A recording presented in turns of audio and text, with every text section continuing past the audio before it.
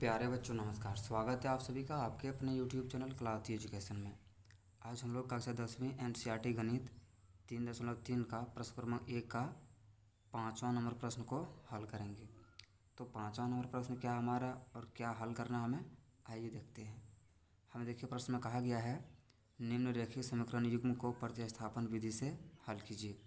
और जो प्रश्न है हमारा वह करनी 2x प्लस करनी 3y बराबर 0। और फिर इसका जो दूसरा समीकरण है वह है करनी 3x माइनस करनी 8y बराबर 0। तो इस प्रश्न को हम लोग प्रतिस्थापन विधि से कैसे हल कर सकते हैं, आइए देखते हैं। सर्वप्रथम हम लोग जो प्रश्न को दिया उसे लिख लेते हैं।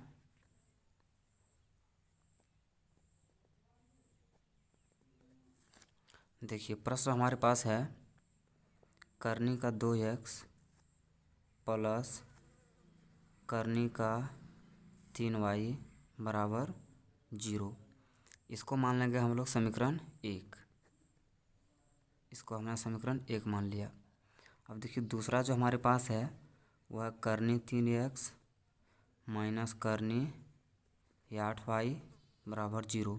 इसको मान लिया हम समीकरण 2। अब देखिए हमें क्या करना है, इन दोनों समीकरण में से हम किसी एक समीकरण को चुनेंगे और उसमें से x का मान निकालेंगे। तो कैसे, देखिए सबसे पहले हम देखते हैं समीकरण 1 से। समीकरण 1 को ही बाहर करते हैं हम समीकरण 1 से। तो समीकरण 1 हमारे पास क्या है, करनी 2x प्लस करनी 3y बराबर 0।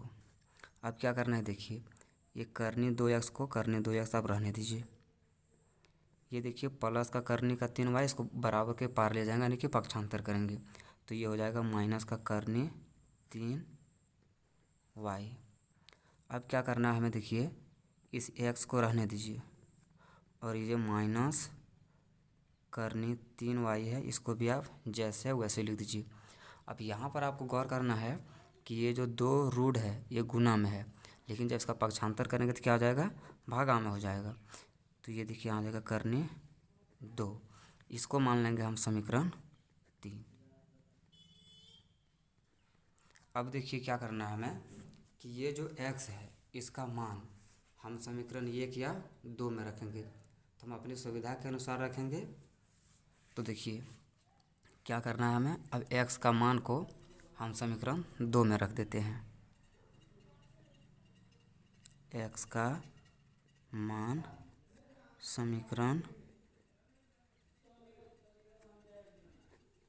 2 में रखने पर 2 में रखने पर अब समीकरण 2 हमारे पास क्या है, तो देखिए समीकरण 2 जो हमारे पास है वो क्या है देख लेते हैं। यहाँ पर देखिए समीकरण 2 है करनी 3x माइनस करनी 8y बराबर 0। तो सर्वप्रथम इसको लिखेंगे करनी 3x माइनस करनी 8y बराबर 0। तो देखिए इस करनी 3 को करनी 3 रहने दीजिए और ये जो x है इसके जगह पर हम किसको रखेंगे, ये हमारा जो x का मान आया है इस मान को हम रखेंगे। तो कैसे, देखिए माइनस का करनी 3y और बटे में 2 लिखेंगे करनी के अंदर। फिर देखिए माइनस है तो माइनस करनी 8y बराबर 0। अब थोड़ा सा आपको यहाँ से गौर करना है। गौर क्या करना है, देखिए ये जो आपके पास ऊपर में संख्या है इस संख्या को हम क्या होगा इसके साथ गुना हो जाएगा। ये जो समीकरण आपके पास करनी 3y इसके साथ गुना होगा। तो देखिए करनी 3 गुना करनी 3 करिएगा तो आपके पास क्या मिलेगा, केवल और केवल 3। यहाँ माइनस है तो इसलिए हम लिखेंगे माइनस 3। ये y का y माइनस देखिए रूट 8y बराबर 0। और इसके देखिए जो समक्ष है वो क्या है, करनी के अंदर 2 है। अब क्या करेंगे हम कि यहाँ से हमें एक चीज़ ये दिखाई दे रहा है कि ये जो हमारा है करनी के अंदर 2 है, और ये देखिए ये भिन्न में नहीं है, तो यहाँ पर कुछ भी नहीं, तो हम अपने से क्या करेंगे 1 दे देंगे। अपने से कुछ भी नहीं तो हम बट्टे में 1 दे सकते हैं। अब क्या करना है, देखिए इन दोनों संख्याओं का हमें एलसीएम निकालना, लघुत्तम। अब जैसे भिन्न का जोड़ बनता है वैसे बनाना है। सवाल थोड़ा सा लंबा हो सकता है, लेकिन आप धैर्य के साथ देखिए, आपको एक एक चीज़ें समझ में आएगा। तो क्या करेंगे, देखिए √2 और करनी 1 का एलसीएम निकालिएगा, आपको जो एलसीएम आएगा वो क्या आएगा, करनी का 2 आएगा। अब देखिए करनी 2 से करनी 2 में भाग दीजिएगा तो एक बार में कटेगा, और ये गुने क्या करिएगा -3y, तो क्या होगा -3y का 3y। देखिए माइनस है माइनस, 1 से करनी 2 में अब भाग दीजिएगा तो क्या होगा, करनी 2 बार में कटेगा, और करनी 2 गुने करनी 8 करिएगा तो यहाँ पर आपको जो संख्या मिलेगा वो मिलेगा करनी का 16, और y है तो y आप रहने दीजिए बराबर 0। अब फिर देखिए ये भिन्न में है लेकिन ये भिन्न में नहीं है, तब यहाँ पर कैसे करेंगे, देखिए क्या करेंगे, कुछ भी नहीं तो यहाँ पर 1 दे देंगे। क्या करेंगे, 1 दे देंगे, और आपस में इन दोनों को हम तिर्यक गुना कर देंगे।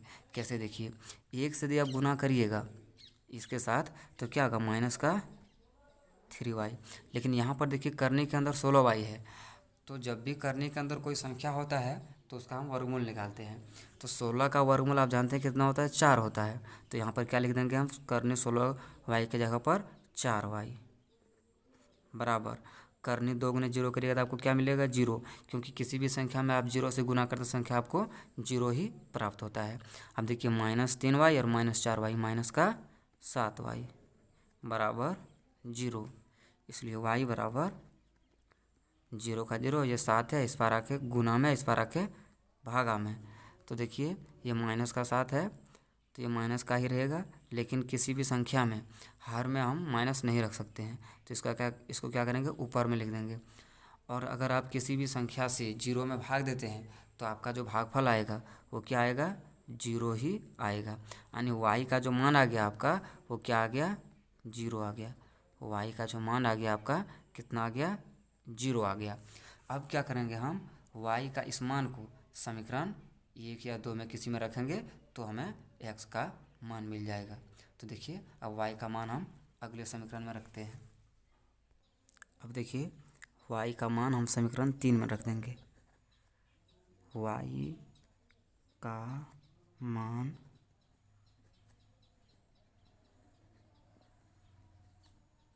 समीकरण 3 में रखने पर